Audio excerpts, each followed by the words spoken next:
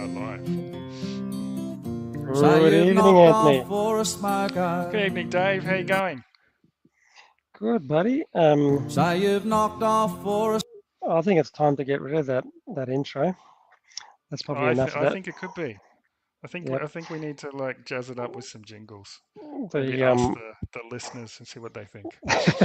the listeners have voted, and the listeners are strongly encouraging a new intro song. Even though I do like that song.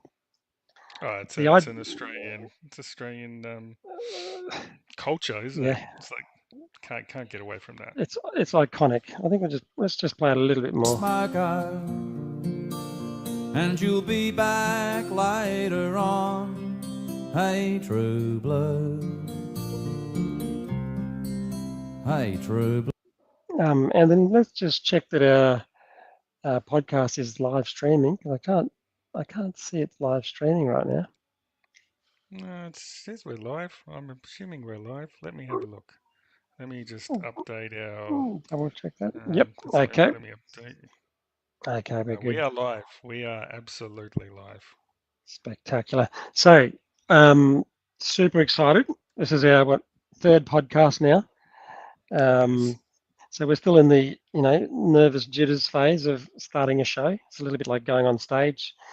Give us another month and we go, hey, go mate, another podcast. Who cares? At the moment, we're pretty amped up. But we have amped it up, Dave. We've started paying for a subscription, right? Oh yes. We've eliminated the old StreamYard logo. Yeah, the mallard or duck or whatever it is, it's gone. Yep, we're getting Replaced with welcome to the camp. Super pro, but we don't know. I am excited about tonight's show. We had a few guests lined up. It was a little bit touch and go for a while, but the guest that's going to come on the show tonight is absolutely awesome. You're going to love her. Some of you may have seen the little promo video that we put out this morning.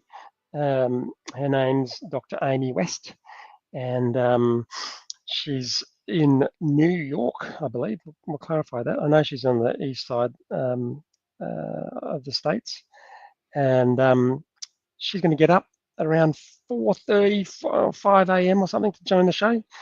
She said she may be a little bit.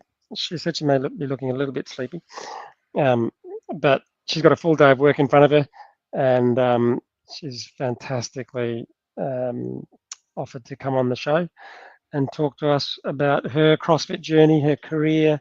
It's going to be super exciting. I don't want to sort of. I want to let her tell the listeners. Tell the story. Yeah. And we will show a little bit of a montage of her athletic abilities too. She absolutely looks like a weapon. So she's looking absolutely jacked, yeah. And I think she may have beaten a certain individual Yeah. in this podcast. We don't have to bring that up. So yes. So should we speak about I guess I've got to say congratulations to my fellow host here. Oh, Amy's joined us. Let's hello, good morning, Amy. Bring her She's on. bang on schedule. Let's bring Amy on. G'day, Amy. How you going? Good. It's very early here, but I'm doing okay. You're awake. Thank you so much for joining us. No problem. Hey, Amy, how you going? Anthony can introduce himself. Yep, I'm Anthony. I'm the other half of this podcast adventure that we are undertaking. So, so thanks for being the guest on our third podcast show. So very excited. Yep. No, thanks for having me. It doesn't sound like the lag's too bad. Okay. It's pretty cool. The last time we chatted, Amy, was what was it last year? We did a podcast together on your show. It's been a while. Yeah, it's been a while. It was, probably more than a year ago. It's been a minute. Yeah. Docs in the box. Box in the box. Yeah. Yeah. Great name. Almost Hang on, I'm just getting a little bit of feedback. Almost as good as the camp. Yeah, exactly. We're trying to compete here. Yeah. So you know what the camp stands for, Amy? I saw something like affiliates, something, Yeah. CrossFit Close, affiliate close, or close. something like that. Yeah. You're almost there. CrossFit Affiliate CrossFit Affiliate Members members Podcast. podcast. Ah, okay. There you go. All right. Yeah. Very cool. And there's Anthony and I, we're CrossFit frothers. We consume a lot of CrossFit content. It's all coming from the States. Most of the stuff is coming from the States. Hardly any from Europe, and except for Sporty Beth. Um, but we don't get much coming out of Australia. Good old, down That's, under. And it seems like you guys are a little are more excited about CrossFit in general. Seems like any clips I've seen about like Victorian and all that, it's like it's quite the event. I don't know if the excitement's the same here in the States. Maybe because we have so much of it. We're so Yeah. Right. Do you get?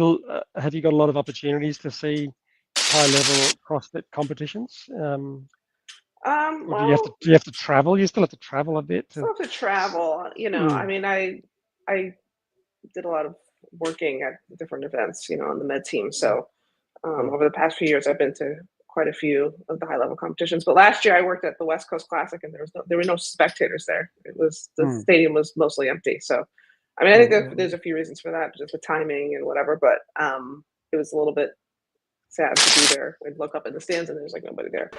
And at the same time, I think Torian was like that same weekend, and it was like the event of the year. It looked like so.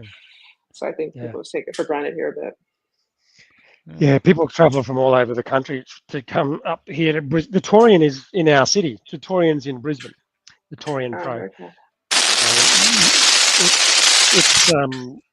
It's literally 10 minutes from my house. So really? Okay. Yeah, it's awesome.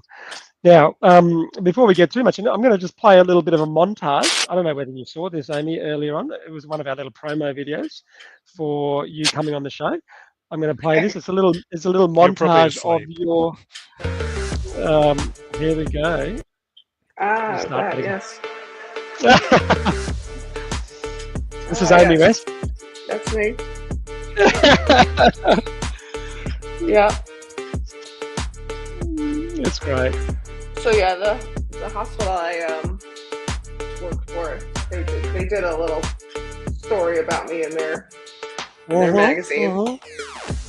So yeah. They took a lot of cool pictures, which was nice. But yeah. I'll just stop that. There's a bit more. Hang 10. Keep watching. I like that. I really like that little caption there. Yeah. I watch myself, but yeah, that's cool.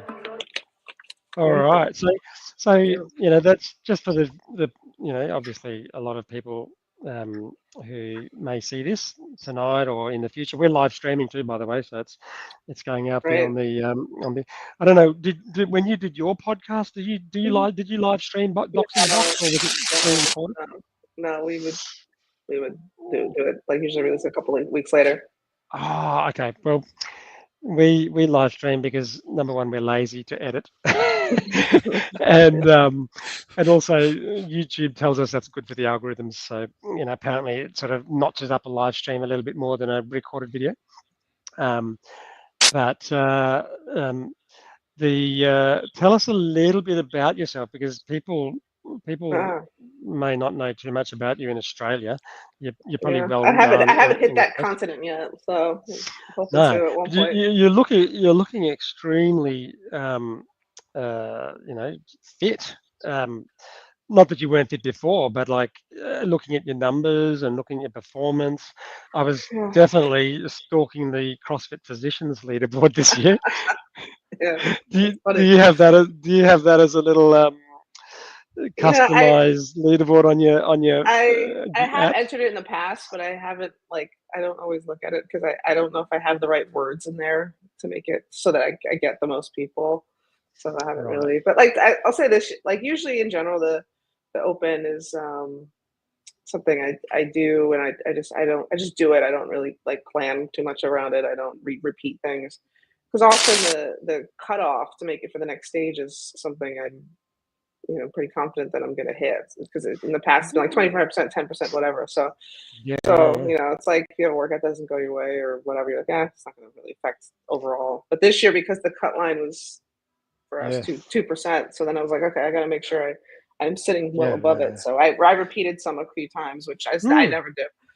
So I was like, all right, I could do better. So you took it more seriously, Amy. You took it more Yeah. seriously this year. Yeah, I mean, also this is the first year I've aged into a new age category. So I said, oh, now I could maybe do a little bit of damage here. So So you're in my career. Which age division was it? 40 to 44 now. 40 to 44, and yeah, okay. So I can claim that as a bit of an excuse on the positions leaderboard that I'm in the 10-year division above you. No. You got Yeah. You got beaten, Dave. You just have to accept that. So Yeah. I saw Amy. She was second on the leaderboard. So she's Second, you were second in the ladies' positions leaderboard, weren't you? Oh, really? I think of the combined one, you were 6th, I think. And I think I was 10th in Where's my worldwide. prize? Where's my prize? That's what I want to know. You get to come out. You should come out to Torian, Amy. That's what should happen. Oh man, that's on my list of things. I want to get to Australia. That is definitely on my list of things to do. I want to come visit your clinic too. That's part of the Australian tour that I'm going to go on. I hope you can one day. We've made a few changes last year, so you remember we kind of brought CrossFit to the hospital, and then sort of around the government closures of crazy logistics and hospital closures and things like that, we kind of moved out of the hospital with our box and moved into a 800 square meter warehouse. And we were just, that was our CrossFit box, the CrossFit Neo. And then just late last year, I brought my office to the box. So cool. literally, and so this is after our podcast together. Yeah. We literally are the medical center in the box now. That's so cool.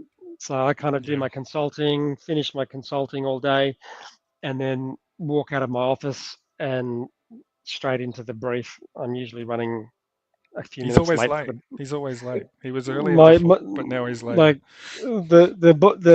I can look out my window here and you can see the box, but I kind of hear them starting the brief and I go shit, and I shut the close down the emails and then go out there, put my socks on whilst the brief is on, put my shoes on, and then crack it. So that's it'd be so cool for you to come out and see that. Oh man, I'd love to. I wish something like that could work in the States, but I don't know. Everything here is a little bit more difficult to make happen. So. I still think, and this is why I'm such a supporter of the CrossFit brand, because no one else is trying to promote that sort of blueprint, I suppose, of treating chronic disease, and that's what Greg started so many years ago with CrossFit Health, which we were both really emboldened by. We sort of, that's how we met, right? 2016 or 2017 maybe, something like that.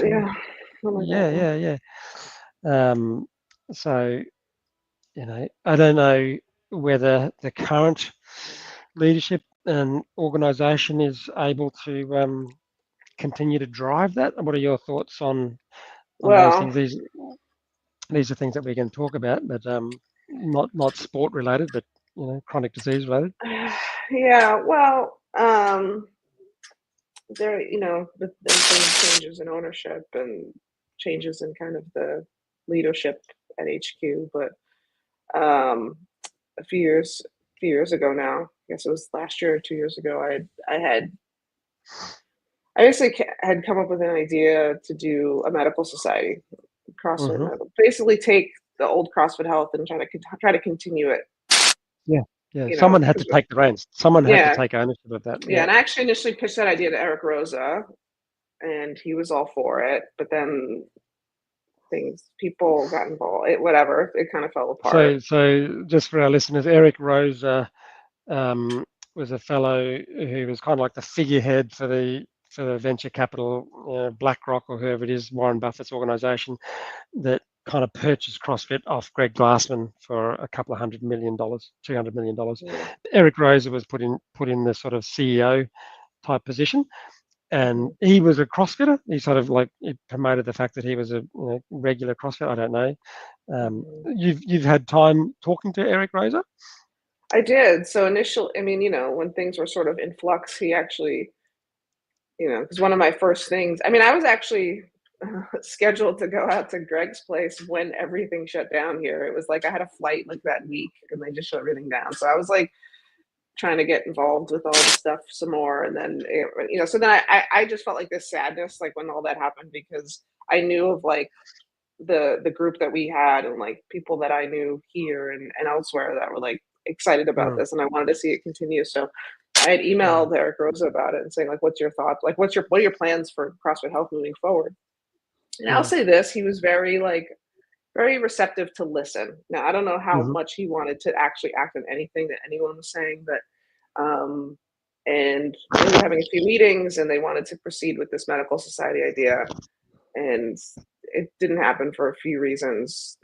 And so then it sort of died, and then he left, and then the new people came in, and they were different people, and they assigned other people to kind of look over the CrossFit Health piece. So then I was in contact with them, and they were all gung-ho about the medical society idea. So we had a lot of conversations, and I provided them with many ideas and thoughts about how I thought it should go. And then ultimately, essentially they said, great, we love your idea. We're just going to have someone else run it. Thanks for everything. Bye. So I was like pretty, and then also what they saw as far how it was going to go forward, it was going to be more of like a business kind of thing from what I gathered. And, they basically said, well, you can be part of it. You'll just kind of be, in the background while these other people run it. And I just thought, I'm not okay with that, but B, this is not kind of what I thought it was going to be. It's sort of taking a different turn. So, it's a step down. So have you kind of stepped down from the role that you kind of thought you? Well, as far as like the medical society piece, I'm not actively involved in that because it's something different than what I thought, but also I wasn't a huge fan of how that whole went down. So, so I'm still doing what I do in general, and I'm still an advocate of CrossFit in the community. So what is that, Amy? Tell us what you're doing. How are you incorporating CrossFit into your everyday practice? So what I've always been doing is, so I'm a physiatrist, Dr. I don't know if you have the same equivalent in Australia or what it's called there, but I do like sports medicine and rehab medicine here in the States. So, and my thing has always been, what's cool about like what you do and what's cool about like what a lot of people in the CrossFit Health space do is that they're able to kind of go out and like create their own thing and bring CrossFit into their world, or make CrossFit something that's like the center of their clinic or whatever. But like from most other physicians, like we work in a system, we're part of something bigger. And like, I don't own a gym. I don't have the ability to say, I'm just going to do my own thing and, hope that the patients come. Like I work in a big system, and that's a lot of healthcare providers do. And my goal has always been to, how do we kind of try to bring CrossFit methodology and ideas into those spaces and speak about it in those spaces and validate it in those spaces, because that's where most people exist. And, so I'm always trying to sort of explain CrossFit to the medical field and explain the medical field to CrossFitters. That's kind of what I do. So one of the things, like, and David's part of this, is that, for years, CrossFit's been sort of demonized in the medical literature, which has done a lot of damage as far as publicly, but also in the eyes of physicians and the lay people as well. And I've over the past 10, 12 years, I've seen that sort of tide turn as the literature validates it, but also like other fitness methodologies sort of tried to morph into it. And I know so many physicians in the field who are doing work in the space who have the data. So I said, let me gather all of those people, or as many people as I can, and we're publishing a textbook about the science and the data behind high intensity functional training, which is CrossFit. And that's going to be a tool for box owners to use to say that this methodology is valid for other healthcare providers to look at and reference. And that's like things like that, where I'm sort of advocating for it within the space that I'm in. I do a lot of talks at my conferences. So last year at our big PM&R conference, we actually did a session at Invictus. I brought all of these physicians to Invictus to train in California. I did a talk about adaptive CrossFit because we're big in adaptive sports, but they don't know anything about CrossFit. So I brought in adaptive sports equipment that's used in CrossFit competitions. I gave a talk about functional strength training at the conference. So like I'm sort of ringing the bell for CrossFit, even if it's not using that name, but in different ways in the medical field. So I'm just a mouthpiece. How have your patients? How have you had the impact on your patients? Like, do you feel like your patients have willingly taken it on, or have you, or have they been a little bit reprehensible? It depends. So I see a lot of I could see up to like 40 people in a day, and a lot of those people are people who don't necessarily want to do much for themselves. But when I find someone who does, that's like when I kind of can get them involved. And it's usually, so I'll say this, I've started, so many people that I work with have started CrossFit. A lot of the other physicians, I have an assistant who is actually, she's legally blind, and she started CrossFit. She loves it. A lot of people that I work with, and a lot of that has to do with, and I'm sure this happens to you, David, is that when you are treating patients and you look like you're actually in shape, people are like, what do you do? And people are surprised. Like I get so many comments when I'm not wearing like long sleeves, if I just have like my regular scrubs on, I get so many comments a day of like, what do you do? Like, it's obvious you work out, blah, blah, blah, blah. And I don't even it doesn't even register with me like that I look different than other people necessarily, but you just look healthy, and you look healthy, and you move well, and it's amazing what message that gives off.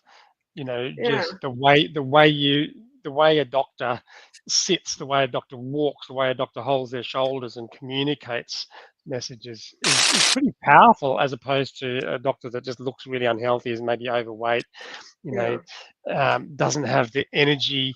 I sometimes, when I'm consulting with patients, I've got to slow myself down because I get so excited about the messages and about the potential to be able to transform their life. I don't want you to, just calm down, David. Calm down. They're not as excited as you about this, but so going backwards a few. You're based in Boston or New York? New York. I was in Boston for a long time, but I'm in New York now. Yeah. New York. It's Manhattan behind me.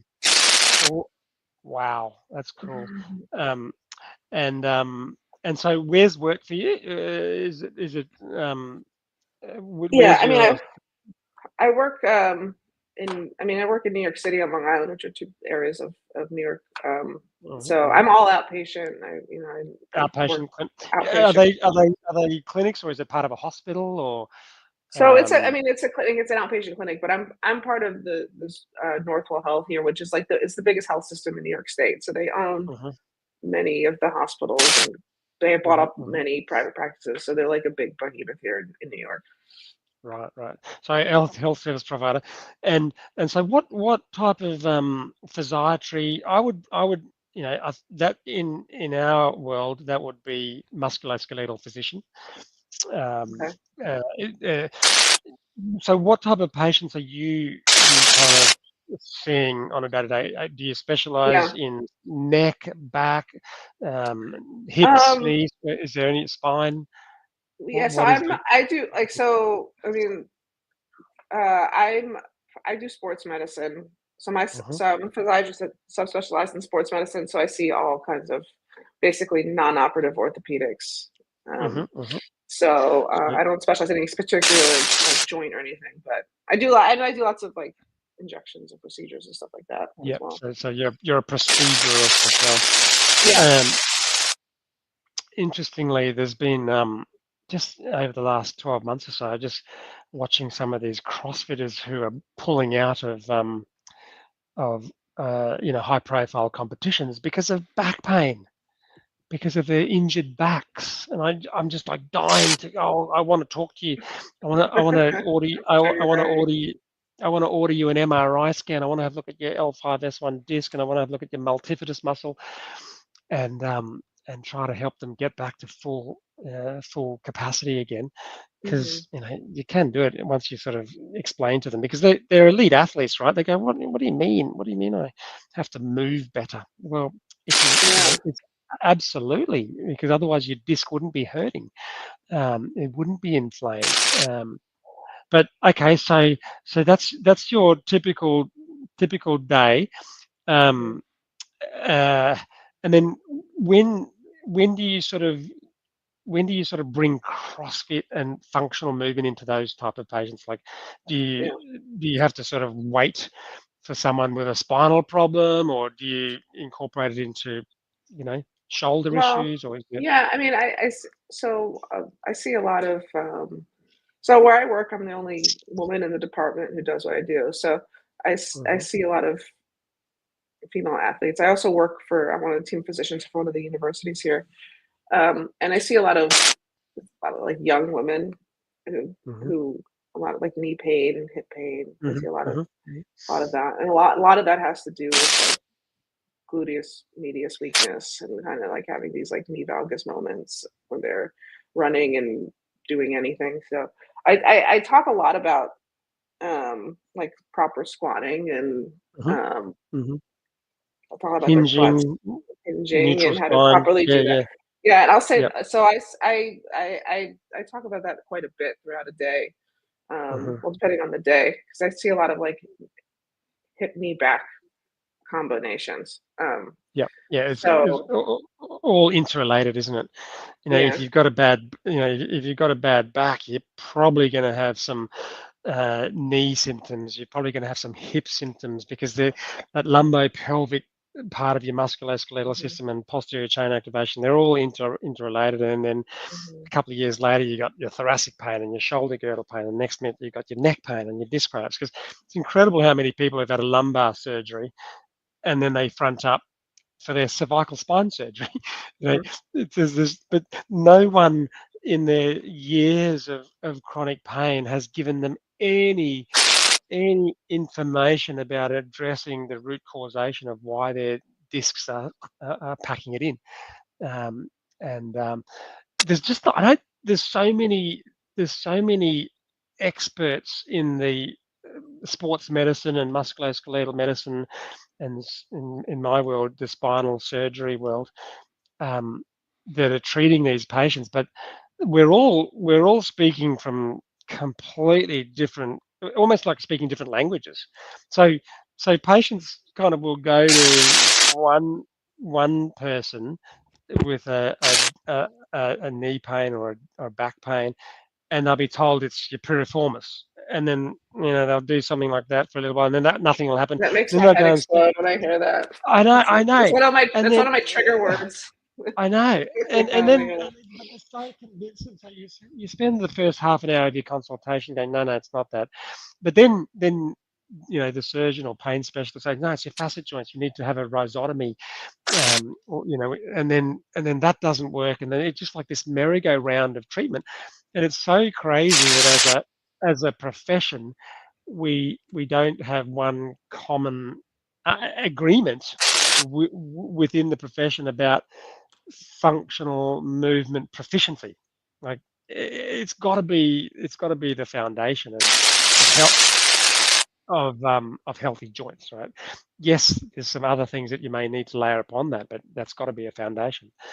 Um, and and so that's kind of like what I will try to convey to my patients, that we've got to have that cemented, that concrete slab laid down, and then we build up treatments on top of that concrete slab. How do you Yeah. do that with your patients? Like, I know what our program is, but do you have a repeatable, testable, replicatable a program for someone who's got knee pain or hip pain or shoulder pain?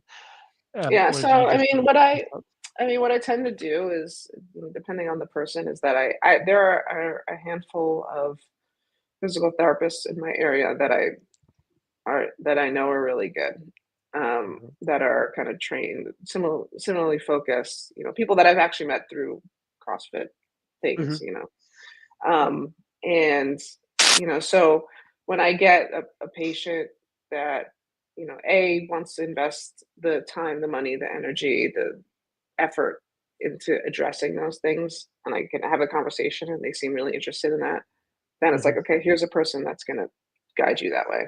So, they're going to probably charge you. It's not covered by insurance. And it's probably going to cost you money out of pocket. And he's probably going to, make you work out quite a bit. You're going to sweat. And so, so if people if they're excited by that, then it's like, okay, here, perfect guy for you. Um, so, that's how I sort of then pass them on to someone who I trust if they want to do it, if they really want to do it. So that's not most people, but when I do find that person, I'm like, okay, I got one. I got So, somebody for you. so, so, Amy, with all the people that obviously don't take you up on that, or you Mhm, don't feel like you can have that kind of conversation with, what mhm. percentage does that look like? Like, how many people do you think could actually benefit from this that you see? Oh, who would benefit from it? I mean, it's like I think most people that I see would benefit from it in some way. Yeah, Because I see all kinds of aches and pains and injuries and things, and they all have similar root causes for the most part. Uh, but there are a lot of people who just want me to inject them, which I'm happy to yeah, do. mm, But mm, there's, people who, the buy-in isn't there really, so mm, mm, they won't even go to physical therapy that's free, they'll just say, yeah, yeah, insurance-based yeah. physical therapy, but they'll be like, yeah, it's like, okay. So, but it's, most people would benefit from it, but not most people do not take up on the offer. So, what do yeah. you think what's the barrier? Is it just I think it's a few things. I think there's a lot of, you know, um, at least, just this kind of like idea of like, you fix me, you know, yeah, because it must like, frustrate people like you and Dave because you know what people can do to help themselves, and you're seeing all these people that are in pain and mhm. challenged with day-to-day life, and you've got the solution, but they won't take it. It must be quite a frustrating piece to be a Yeah, part of. And I so think it's I hard. imagine like when you get that one that does, you just kind of jump on them and go, Oh, so yeah, awesome. excited. Go I mean, here, do this. it's like there, I think just in general, people want instant gratification, and the attitude. There's not a lot of, in general, there's not a lot of like, what can I do to help me? It's like, you help me, you fix it, and that's, or it's, and I think also sometimes with some people the idea of like proficient functional movement in a gym setting or in any setting is like such a foreign, they can't even like grasp it. I mean, it's like for when I was in med school, I did a few months in Guatemala. I was working in a clinic there, and at one point we had this woman who had two kids, and one of them was like sneezing, coughing, whatever, and we were trying to explain to her like, you can't have this kid touching the other kid because there are germs, and the germs and it's like that concept was so beyond, like she couldn't grasp what Mm. that even meant. What's a germ, and how do we mean he touches that? And at the time it was like something, oh well, like we all know what that means, and it's pretty easy, but like someone who's never heard it or can't even grasp what that means, it kind of sounds crazy when you think about it. Mm, And that's kind mm. of how I see some of this, or like even, people will say, oh, well, you're really in shape. Like, what do you do? And I sit across and they go, oh, that's crazy. I'm never going to do that. And I go, well, you want to know what I do? It's like, so I'm telling you, but you're like, that's insane. Like, okay, so it's like the concept is so beyond maybe like the understanding that it's hard to even get people to be receptive to it. So how did you actually get involved in CrossFit, Amy? Did you have a S- sporting background growing up, or? yeah, so I've always been like a pretty athletic person. I played sports in college. I played my whole life, like basketball and softball and whatever. I've always been like whatever. But I wasn't someone who people necessarily thought was in shape. And it always frustrated me, like after, because after you finish playing all these team sports when you're a kid, then you just like start running on a treadmill because that's what everyone else does, and I hated it. I was so bored.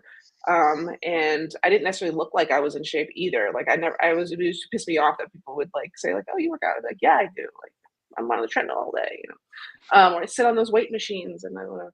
So when I was in medical school in Boston, I was at Harvard, and there was a gym a box that I would pass. And then finally I had some like time in my schedule. I said, I'm going to go and try that. And I was like hooked from the beginning. And then at the same time, I was finding my specialty, which specializes in sort of physical function. And that's the sport of physical function. And I was like, these two things are aligned perfectly. And I've been trying to get people to see that for the past 13 years. But were you still studying then? Were you still at uni then, or had you I was in graduated?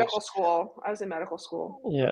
Okay. So it was, yeah, it was crazy how like I was already well established in my practice when I started CrossFit, at the age of 40 odd. And it was like, oh my God, I've been treating spine pain for all these years, and not telling a single patient for the first half of my career why they've got problems. Like that just blew me away when the penny dropped. And the penny only dropped after starting Olympic weightlifting and CrossFitting. It was that made me realize how bad my clinical acumen was in the first half of my career. Because I was doing the surgery and doing all the fusions and decompressing spines, but I wasn't actually really addressing why the bloody the problems emerged in the first place. And so it was so cool to be able to do that. But you kicked off your career knowing all this, which is just sensational. Um, you must have been at uni, like in lectures, going, hang on. what about the, It's kind of. I mean, I like I said, it's kind of interesting because the field that I work in is all based in, um, physical function, and I would be working like seeing patients in the big rehab facility, working on the same movements that I was doing, in the box later that day, and it was almost like this light bulb of like, these are the same things, and these two things should know about each other. And it's almost more frustrating when you know that and they don't see eye to eye. So or like trying to convince people, even in my field. I mean, at that time I was and this is kind of right around the time I started, when like Greg would have us out to his house and we'd have these like lectures on the weekend and like get all like rah rah, and then I'd go back to work on Monday. So Greg Glassman, you're talking, he would have been pretty inspirational spending time with him. Did he have a big influence on you, sort of continuing on and getting involved with it was CrossFit like Health? it was sort of like the kind of like, oh, okay, this is here, a bunch of like-minded people kind of getting together, talking about things that no one knows about, and that was really kind of exciting. And also at the same time,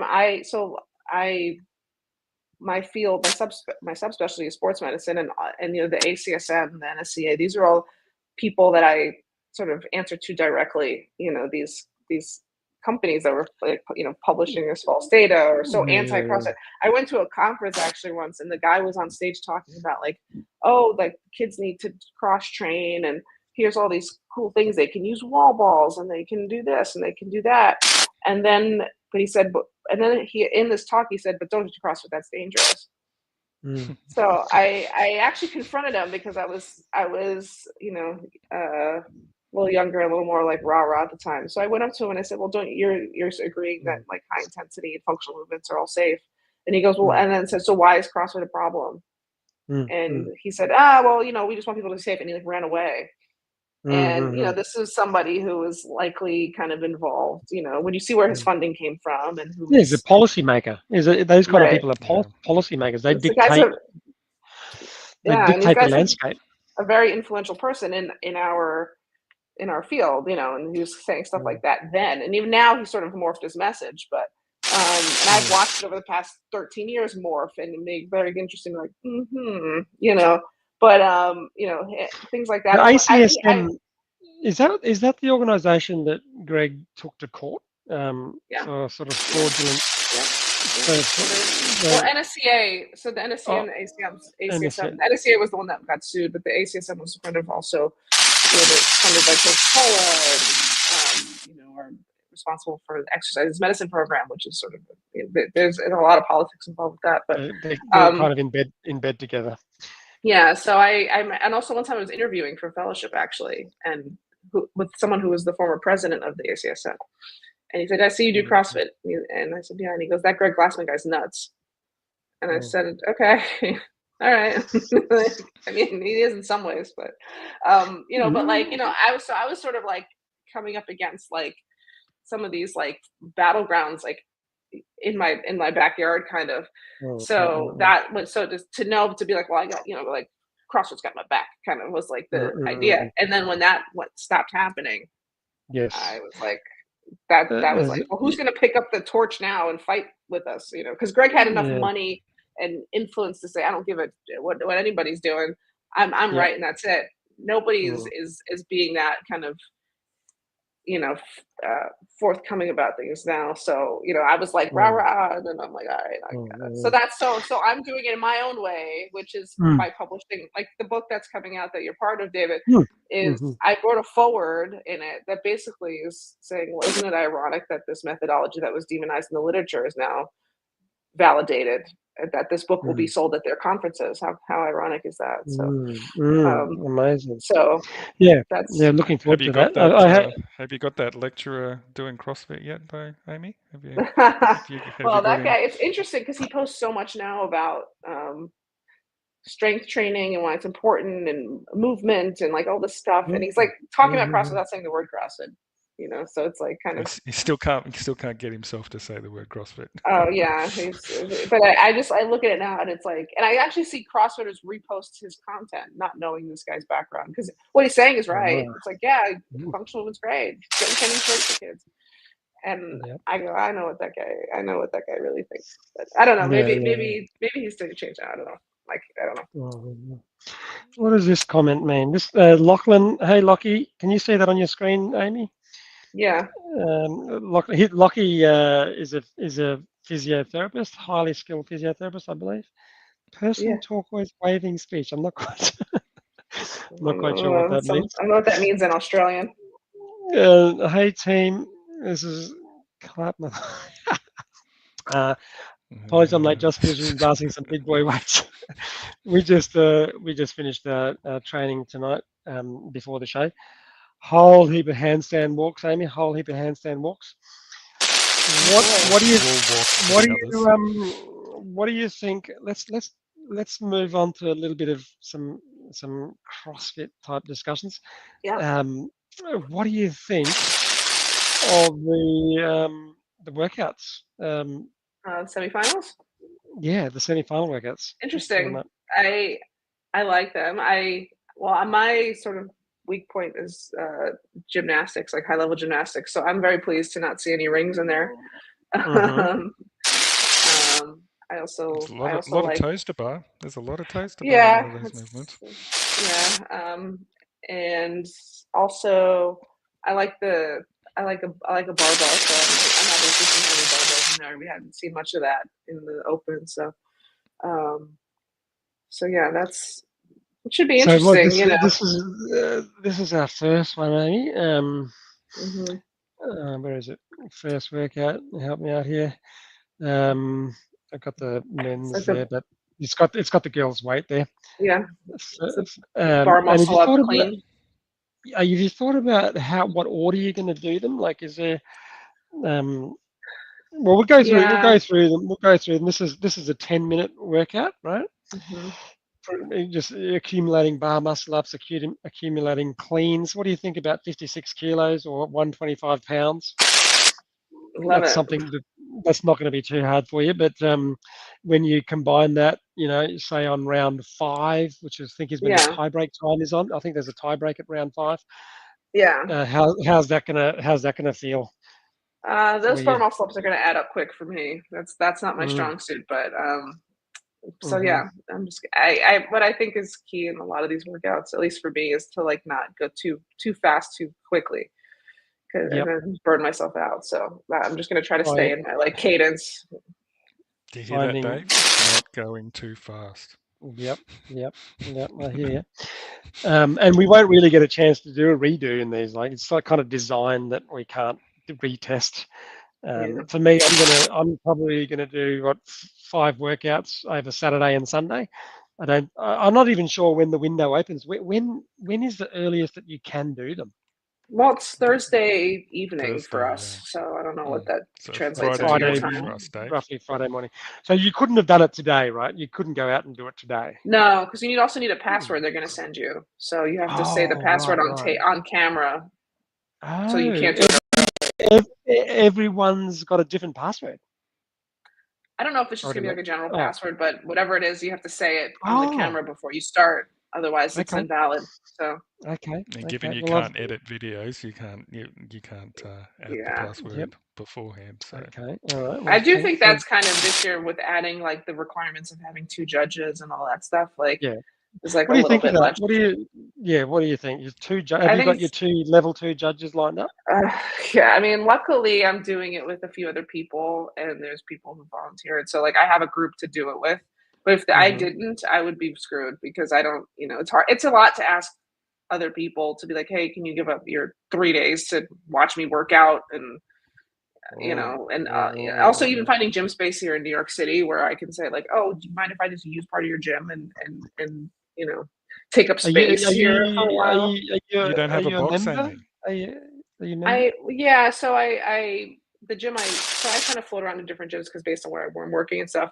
Luckily, one of the gyms that I go to, the people that I train with primarily, there's 3 of us who will be doing it. So there's other people who are helping them out, and I'm able to be part of that crew. But I started training with these people, maybe a year and a half ago, and before that, if I was sort of being on my own, it'd be a lot to ask a gym owner to kind of open up on the weekends and stick around and get 2 it would be really logistically difficult. So I'm lucky that I have a group of people I could do it with, but there were times in my life when I wouldn't have had that access to that.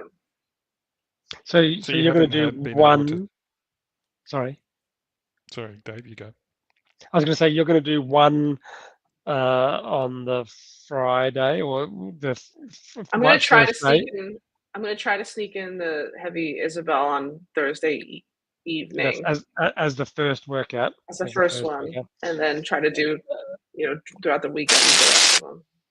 And so, just so folks can see, heavy Isabel is actually listed as workout number 5, and it's 30 snatches for time, 56 kilos or 125 for girls, and 83 kilos, 185 for guys.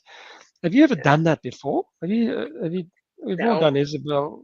Not at this weight, and I'm very happy that the 40 to 44 category is 125 for us, whereas the 35 to 39 is 145, which would have been much more challenging.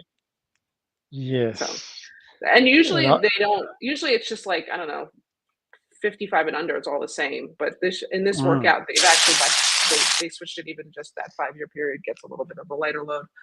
Yes. Look, I think that's good. I think, I know a lot of the masters, the high level masters, complained about the 55 above category. They complained about, not being required to do wall walks, not being required to do pull-ups, not being required to do muscle-ups.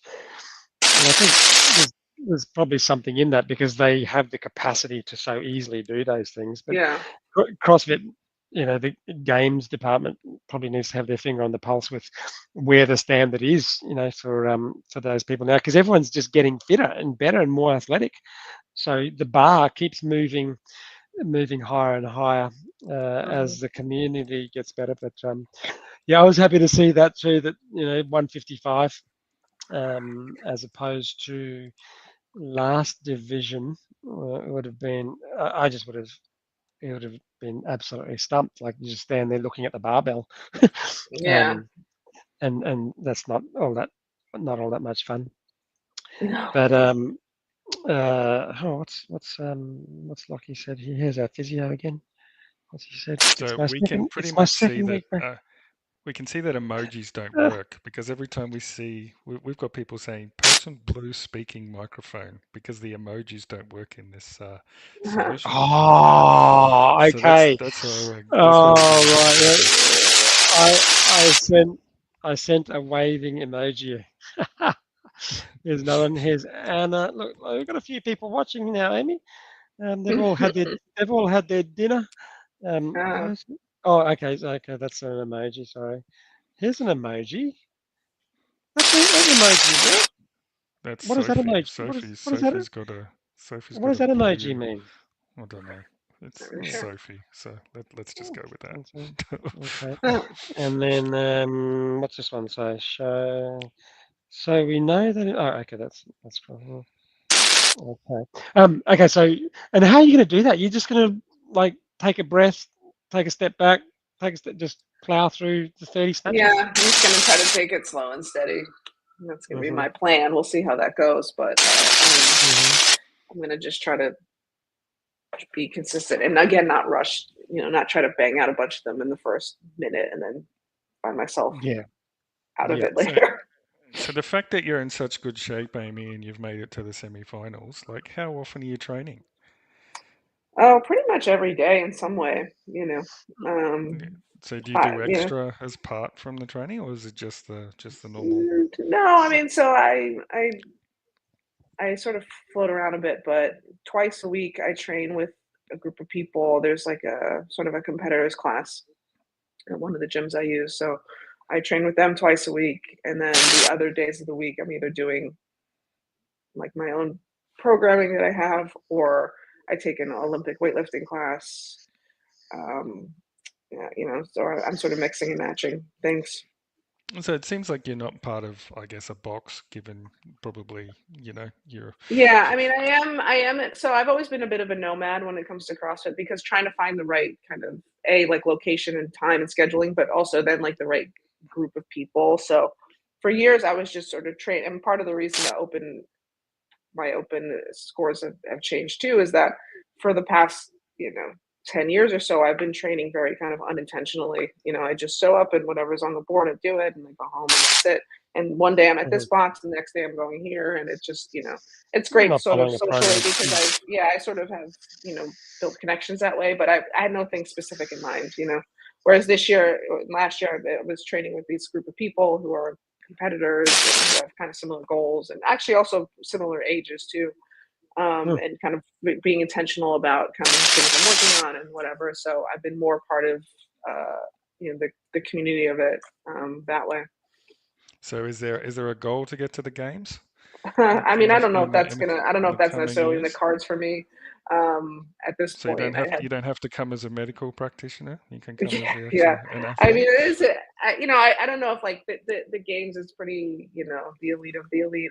I'm at this point. I'm more like there are like competitions here that are like masters competitions that are kind of the step below that, which I'm my kind of focus is right now is doing those kind of things, or like I the past few years I've done Wadapalooza as a team, and we're in the RX division. So one of the girls on my team is like 30 years old. So I'm still throwing my hat in the ring with the younger people too, in team settings and stuff like that. So so yeah, I don't think I'm like games level. Maybe when I hit the next age category, I'll be there.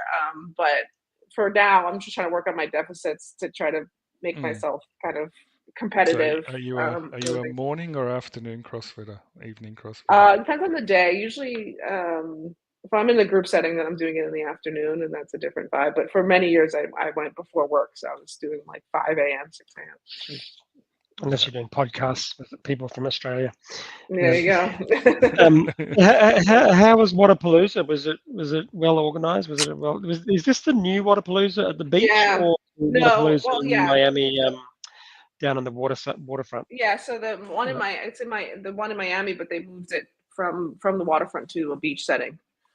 Okay. So that was the first year that it was on the beach in Miami. It was cool. You know, it's that event's always fun to go to. The setup was a little different. So, but they always run it well and things, you know, on time. Luckily, the weather wasn't terrible. So you competed at the waterfront or on the beachfront? Well, I've done both. So last year I Oh, was you done it was both? the waterfront, Okay. and this year I Okay. was at the beach. So I've done both. Yeah. In the teams, eh? Yep. Yeah. Cool. Okay, here's our next workout. This is, I think, tell me this is the worst one, right? I believe for me, this is. What do you think of this one? Oh, that's the rowing shoulder. Nah, that one, those movements I feel good about. I mean, it's gonna suck, just it's gonna hurt, Yep. but that one I'm not too mad about. Okay, that's good for you. Good for you. Yeah. I'm just gonna break down in that. I'm just gonna break down in that one and cry. Should we have a friendly bet between you two in terms of who's going to do better in the semi-final? Well, we'll be able to see the videos. Overall. We'll be able to see the videos for sure. So We'll see. I'll I mean, there's definitely things here that are not my strong suit. This one I feel okay about, but there are other ones that I'm definitely like, oh, that's going to be brutal. I think that weight for me is 100 kilos. For you, it's 70 kilos at the end. Yeah. I think that's going to, by the time I've done all that work, if I do reach that barbell, it's just not going anywhere. It's not going anywhere. So, do you think you'll get a few reps? Do you think you'll get to that barbell and punch out a few? I mean, I don't know the timing of this. Like, I'm assuming because that weight's not a problem for me. Okay. It's just a matter of like, will I have time at the end? Yes. You know, I just don't know what the timing, how that's going to play out. But if I get there, I don't think it'll be an issue. But we'll see if I get there. That's awesome. That's great. See, I mean, that's great that you can feel that you can get there, and if you get there, you can lift it. See, if I get there, yeah, that'll be. It's a lot of rowing. Yeah. And it's good this year. 3 to 4 minutes of rowing each time. So there's 12 minutes gone. That's it. And you can move the camera around. They can, the Bosman said in his brief to judges that the camera can be mobile. I think in the past the camera kind of had to be stationary, didn't it? And I didn't know how you could possibly see the rower screen and see someone, trying to do wall walk. Now you can sync it. There's some apps you can sync the screen. Sync the screen. Sync the rowing screen. Yeah, so it will. Yeah, through Bluetooth, it'll be on your camera. Wow. So that's what I did for the Open itself. So that's been made it a lot easier because then you don't have to see the screen. Camera. Okay, that's cool. Well, we'll try. Anthony is my one of my judges, so he'll be. I'm ready to no rep him. In charge of the Bluetooth. I get worried when Anthony's in charge of tech. Anthony has trouble counting double unders too, by the way. So. Oh well, luckily you don't have to worry about it for this round. There's no double unders and there's no squat, so we don't have to worry about squat depth. Yeah. So no and squats at all. What do you think about that? Not one. Oh, the lack of squatting. I think we're all going to be okay. Like, I think people are really, really freaking out about it, and it's like, there's other things here where we're lunging, we're whatever. So there's a lot of things missing. Totally. There's a lot of things missing from this that I was like, oh, I'm surprised. Like, this isn't there, that isn't there. There's no wall balls. There's no wall balls. I was practicing wall balls like crazy. Yeah. And I wasn't anywhere. But like. We all practice squats every day almost in your standard training. It doesn't need to be tested every single tournament. And I agree, everyone's going crazy. No squats, training and Hiller and I think you need thrusters. I think you need the thrusters. The barbell spin boys. They're all going crazy about no squats. Like, you're still opening and closing your body when you row. You're still opening and closing your body when you do. Do your first pulls, and Yeah. there's enough I of mean, that. There's only 5 workouts, 3 to 4 movements per workout, or 2 movements per workout. You can't have everything, and yeah. and everyone's going, I've got to get my squat. And okay, so you don't need to have your PB squat in fine form at this point in time. You should have been practicing your handstand walks, because this has come up, the handstand walking Yeah. one, Yeah. and everyone's kicking themselves. Oh, damn it, I haven't done enough handstand walks. Yeah. But like how you inverted on the handstand walks. Maybe, what do you think of I'm, that one? most of the time I'm okay. Like not having any really gymnastics background. I just sort of throw my legs up there and start going. So there are Yep. days when it's a lot easier than others, but I don't have like it's not the prettiest handstand walk you've seen, but I usually can get from one place to the next. Yep. And we've got to go out roughly 5 meters or 15 feet, and we can't come down. Like if you fatigue, like the first couple Yeah. of might be okay, but as you fatigue on that second and third round, like trying not to come down at 3 feet, or 3.5 feet, That is for, yeah. or 5 feet, that's hard. That's hard. And for us, Yeah. and then having to go back to the beginning again, that's what scares me about this workout. Is that can I get that unbroken rep Yeah, getting twice that full before length. Yeah, that's gonna be could be challenging as you fatigue. it's going to be Um, crushing. It's going to be crushing. So you just end up standing there, right? You're just standing there waiting for the shoulders to sort of just get a little bit more energy yeah, back in it's them, like shake them and out then and go. like go. Yeah, and Yeah, I hate that, just watching the clock tick by, because yeah, I know that I know that I'm going to fail, if I go yeah. too early. I did a competition many years ago where it had to do with unbroken. I think it was 15 feet, and I kept failing at like 14 feet, and Mm, I did mm. that for probably, I don't know. It felt like forever. It was horrible. So I made it like at that point I was like, okay, I can't have that happen again. So hopefully Yeah, I'm better than I was then at it, yes, I yeah, have a very like PTSD about that moment yeah, of like seeing the line in front of me and then falling right beside me yes, yeah, and then over and and over then you again. get all worked up, and that makes it even worse. Yeah, Um, but yeah, so that's the 5. Which one will you do last? Which one? So you're going to do I think Isabel first. What do you think you do last? yeah. I think the one that has the pull-ups and the toes to bar.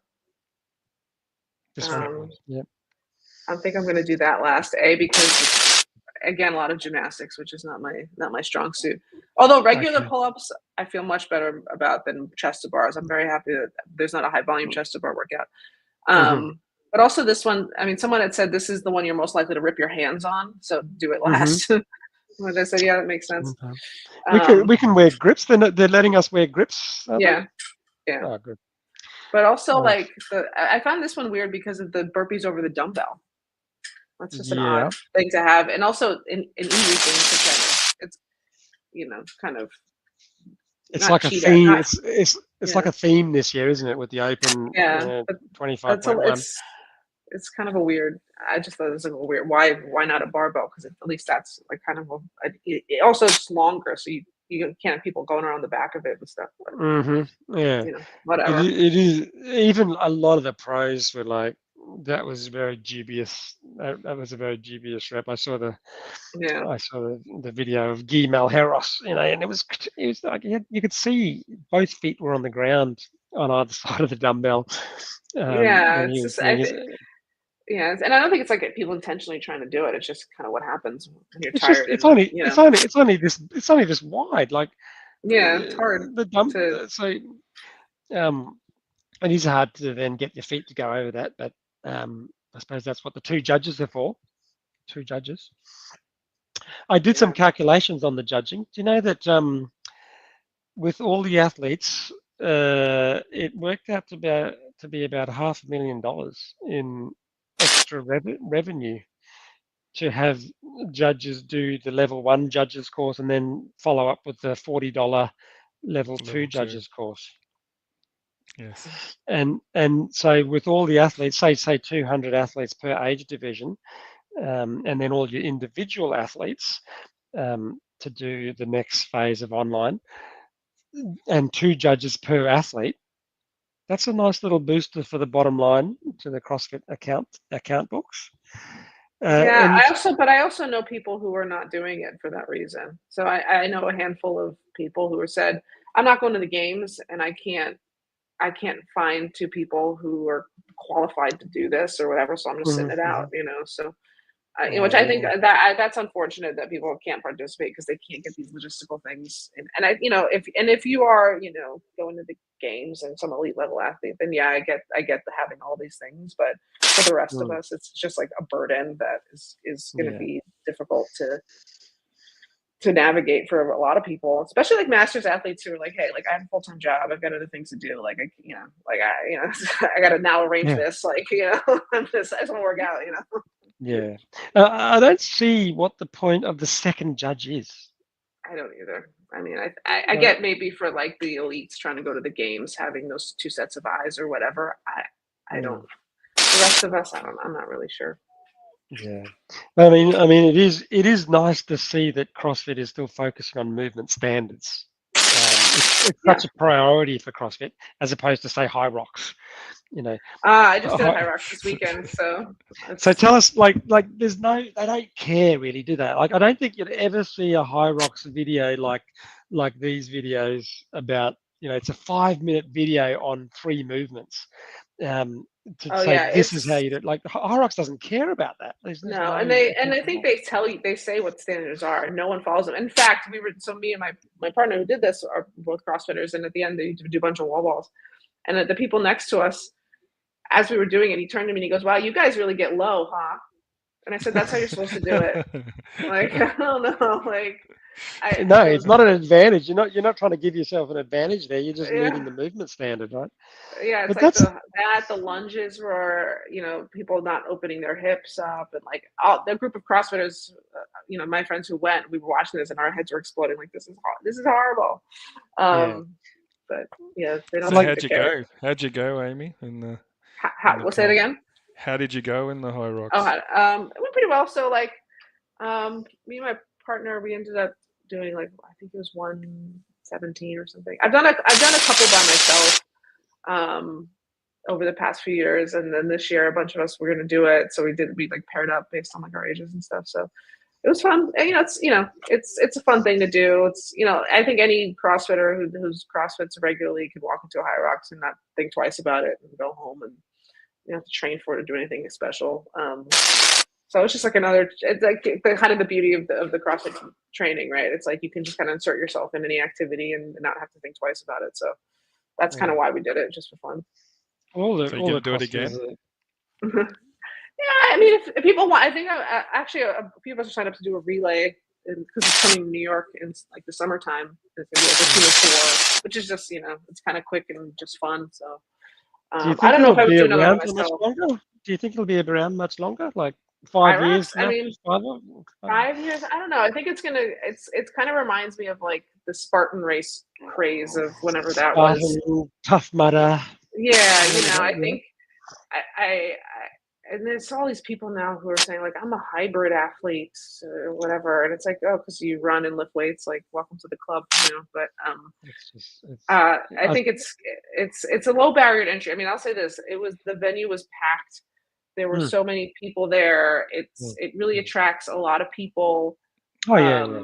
It's definitely very popular right now. I don't know if it'll stay that way. A lot of gyms are now, like a lot of CrossFit gyms too are going on. Now we do Highdrops classes or whatever. It's like, okay.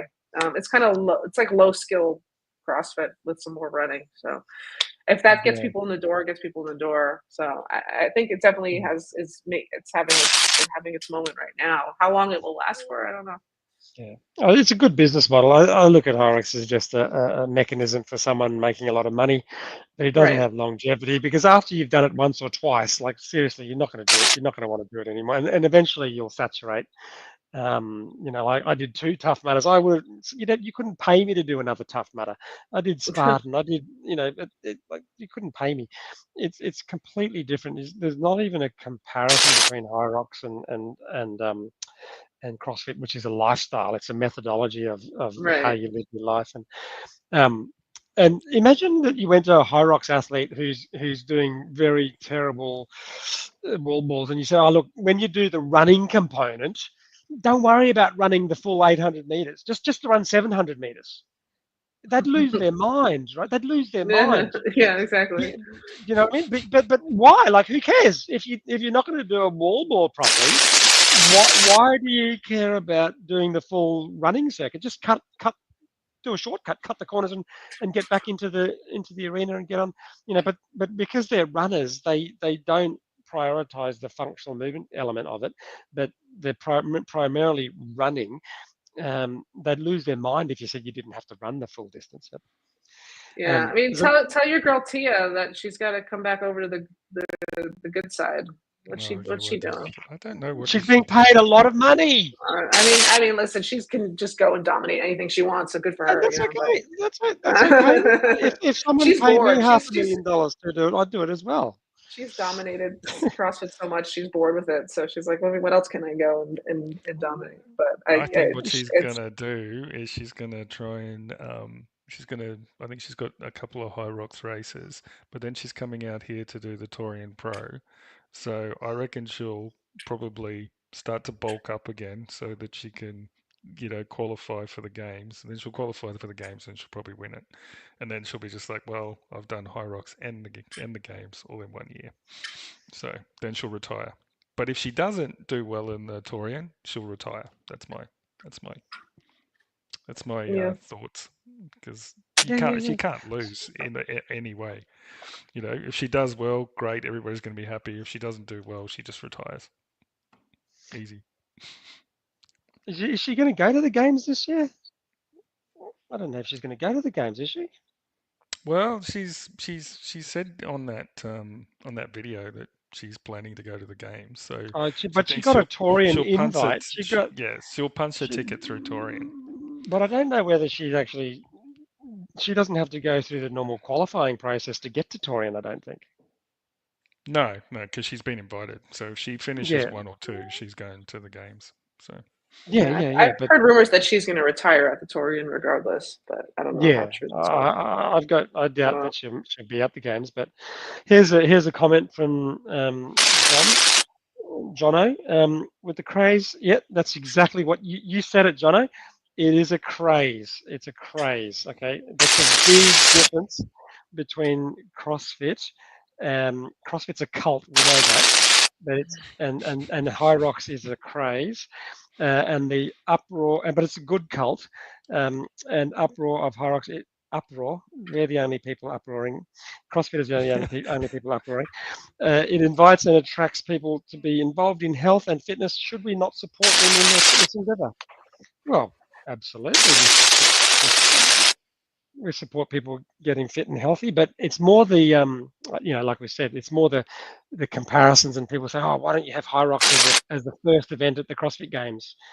No, we don't want Highdrops to be the first event at the CrossFit Games. There's so many things that you could do better than Highdrops as a first event at the CrossFit Games.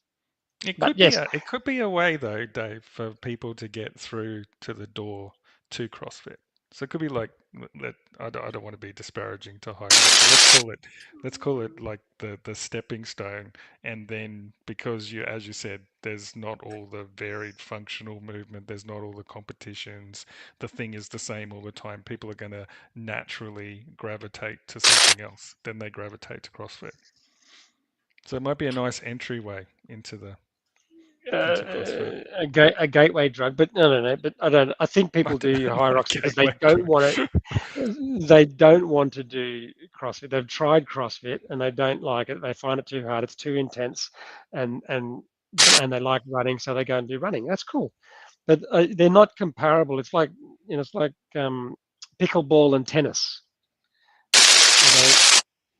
We don't kind of say, hey, Wimbledon, can't you have a round of pickleball? Like that's my yeah. I mean, it's like a lower barrier to entry, and like I said, sort of like a low skill CrossFit, and it's just also you can take a top CrossFit athlete and stick them in a Highdrops, and they'll do fairly well. But I don't think this does go both ways. It doesn't go both ways.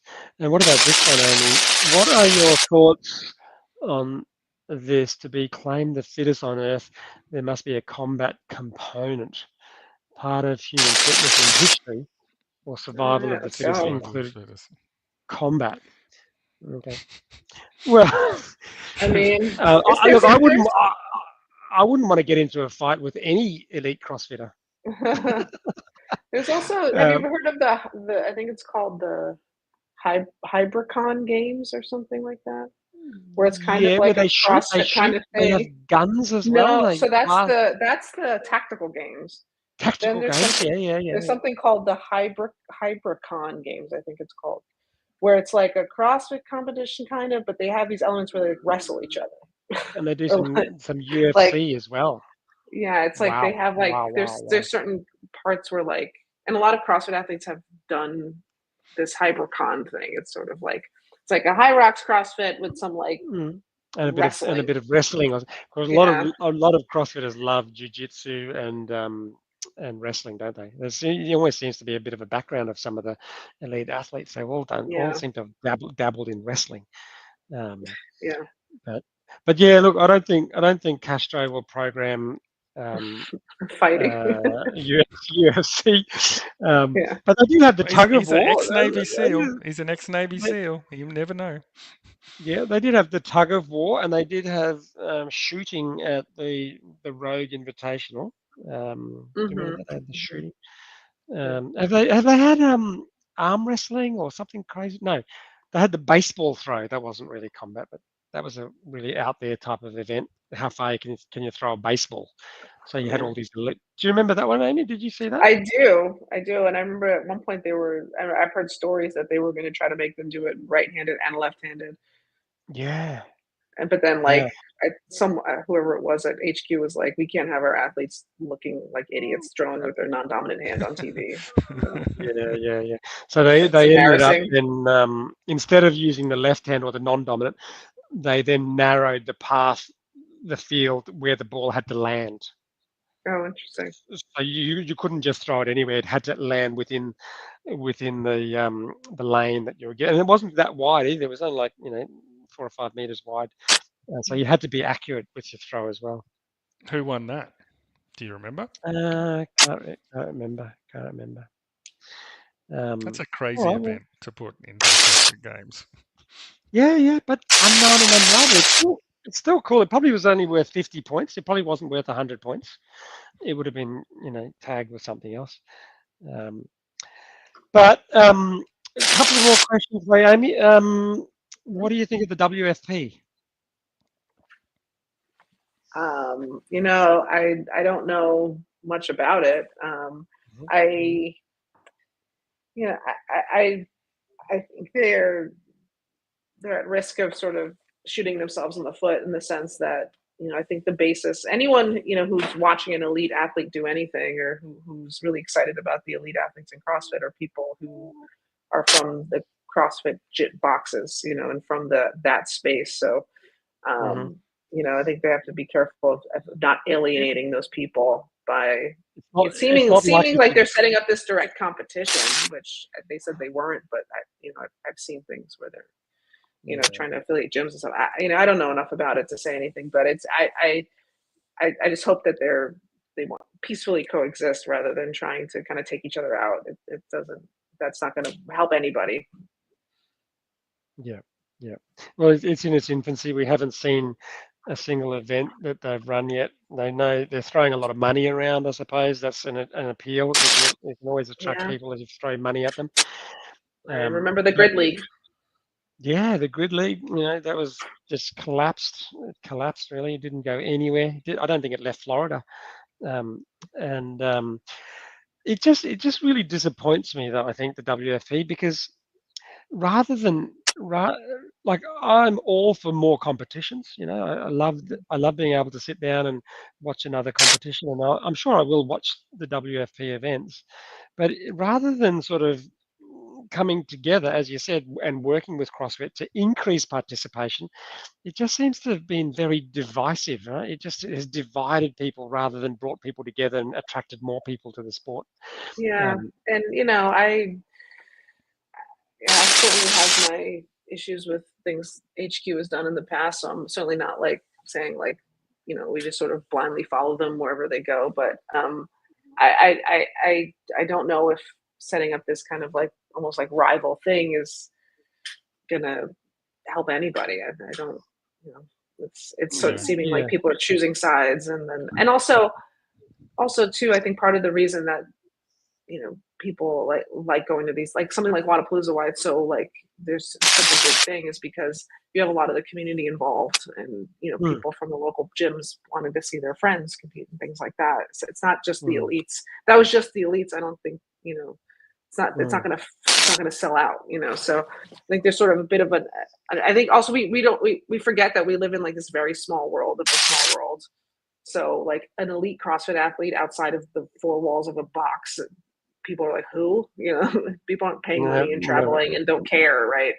So it's easy Yes. kind of in our space to be like, oh wow, it's this person and They're that person, but amazing. like Yeah. Yeah. outside of our very small community, nobody knows who they Yeah. are. So I Yeah. think Yeah. that sometimes there's this Yeah. misunderstanding of like the Whereas, importance of what we do. whereas everyone in the world effectively has heard of Tiger Woods, and everyone in the world has heard of, what's his name, Rafa Nadal, Djokovic, or Djokovic. Nadal, or Yeah, and they're earning millions of dollars, and no one's heard of the second best CrossFitter. Um, right, and the WFP is coming forward to sort of say, hey, we're going to professionalize the sport, and throw money at you. And even the money that they're throwing at them is still pretty peanuts, right? You say, oh, hmm $30,000, like, whoopie do. Um, uh, it's not. It's not going to truly professionalize the sport unless more people participate in CrossFit in right, affiliates, or in or out of it. And so the right, only thing that should be the focus of whatever organization, whether it's CrossFit HQ or the WFE, should be to get more people involved in CrossFit. And right, that's how you increase the prize burst, when there's more people that are buying stuff and engaging in right. the ecosystem. And the Right. WFP is not doing that in one way at all. It's not going to attract more people That's what to I'm it. saying. It's like, nobody cares how fast these people do thrusters other than like the people in the CrossFit gym. So if you're going to alienate those people or try to divide this already very small thing, then I 100%, don't know 100%. how that's going to turn out. But It's Yeah. You're yeah, competing for it's the same piece of pie. So yeah. yeah, it's The not. pie's not It's getting bigger, and you it's can't a get the very pie small bigger. pie at that. Yeah. So Yeah, you can't get the pie bigger unless you have affiliates in every suburb, and they're all packed jam with members. Um, but all right, well, Anthony, have you got any other last questions for Amy? Because you probably have to look at that. Look at that background. oh my The God! It's sun's got it's come got up. sun. The sun's The come up. We've sun's watched it come go up. from Oh my yeah, complete goodness. sun is darkness rising here. to Um, the sun is up. is that the Hudson? That's the Hudson River, right? Is that the river, or is Um, that no? yeah, no, that's the Yeah, yeah, that's yeah. the There's your yeah, skyline. these are, yeah. And what's the new tower? The Trade Center towers? The new one? Oh, Is it? that's down that way. Yeah, that's kind of that way. What's that one? What's that? I can't. I've been there. I've walked around it. Yeah, I What's it mean, called? so right across from me, you can kind of see the Chrysler building is kind Oh, the of Chrysler Building. Yep, yep, yep. it's like right behind this building here, but That's so cool. New York. yeah, but yeah. That's where dreams are made of, isn't it? Isn't there a song about that? Apparently, yeah, somewhere If you here, make it, yeah, if you can make it in New York, you can make it anywhere. yeah, yeah, Well, you've made Champion. it to the semifinals, so you got to make it to the. You got to. yeah. There we Got to. go. That's Yeah, the key. that's the key, Yeah. right? So Yeah, All right. Well, Amy, it's 1.5 hours into our podcast, roughly. So you got to get ready for work. Catch the I do. subway, I do. subway to work, subway, or do you walk to work or bus or? Different days. So different days. Some days I drive because I work out that way. Oh, you've got a Sometimes I car. sometimes You I got your own car. yeah. So I don't. When I'm Wow. working in Manhattan, I take the subway. But when I'm working on Long Island, then I drive. So it depends which way I'm going. But Wow. Geez, not many people would have a car living in Manhattan. Yeah, well, I don't live in Okay. Manhattan. Manhattan's Oh, there. I oh, live okay, okay, across the river from it, so that's yeah, why yeah, I live okay, here, so I can have a car because I would So never you can drive have in a car. Manhattan. yeah, yeah, So No, you can get out of yeah, the city by the sound of things. pretty much. Yeah. and Yeah. you're going to go to Albany then? That's just like an hour and a half drive or train. Oh, Albany's pretty far from here. It's like it's almost like 4 hours from here. But yeah, a group of us from the gym are going to go and watch. I'm not working this year. I'm just going to spectate. Yep, you're not part of the medical crew. With No, the orthopedic surgeon, what's his name? Oh, Sean. Sean Rocket, Rocket. Yeah. Yeah, yeah, yeah. So he's still entrenched in helping CrossFit. Yeah, I mean, last year, because of all the other stuff that's been going on with me Hmm. and HQ, I decided I wasn't gonna. I didn't work at the games last year. I'm very thankful I wasn't there, given all the things that happened. Hmm. But now I'm just like I'm just going to watch and like I Yeah, have to work, yeah, which is yeah, nice. yeah, Yeah, that'll yep. be a nice change by the sound of things. You'll Yeah, actually be able to enjoy the craziness of it all. yeah, yeah. Well, tune in with us next. We do this every fortnight, Amy. Every Okay. Wednesday, the same time every fortnight. We can't handle Hmm. every week, but we're going to have. She promises me that she'll be free. Cara Saunders and her hubby Oh, Matt cool. are going to be on the show, and they were at the event in Dallas, Fort Worth. Yep. They were there. They were there competing. Did you go to Fort Worth? Were you there watching? I wasn't there. You did, No, yeah. I know a lot of people who were there. Who, Yep. you know. Um, so we're going to get a first-hand little account with Cara talking to us about that pretty tumultuous experience. And, Hmm. that'll be it'll be good to hear from her firsthand. And we'll talk more about more CrossFit. Yeah. Sweet. Absolutely. So a big thank you, Amy, for jumping on. We know this was really Mhm. short notice, so appreciate you coming on No as our problem. guest. And Cool. it feels like the middle of the night for you. I mean, obviously you said you're a morning CrossFitter, so Yeah, it yeah. didn't feel too Uh, bad that we woke Not you too up. bad, but It's yeah, been awesome. I've really enjoyed chatting with you again, and I'll yeah. get that bloody chapter completed. The editors got back to me, and she said, "I've got to wait for something else to happen before I can do my edits." But Okay, I'll definitely just send me an email if there's any deadline that's rapidly sure. approaching. Sounds And good. say hello to Dr. Cowling, Matt Cowling. Yes, yes, yeah. He's a busy guy. I I have to track him down. I checked out his scores on the Open as well, and I gladly pipped him in all three of them. So Nice. Okay, I'll make Yeah, sure I'll let him know that. make sure you post your workout scores, Amy, because I'll be well, we're putting going to them look up at in the next podcast. Okay, we'll see. We'll see what we'll that talks about. I don't know. definitely look at the videos because there's going to be a little click video to have watch each other's Yeah, videos. for Okay, sure. have a All right. have a great day. Thanks again. Thank you. Thanks, Amy. See you Bye. Bye. later. Bye. Bye. Okay, so that was Amy. So joining us all the way from New York at very last minute. So Dave used all his connections to get us a guest. So I think that worked out very well.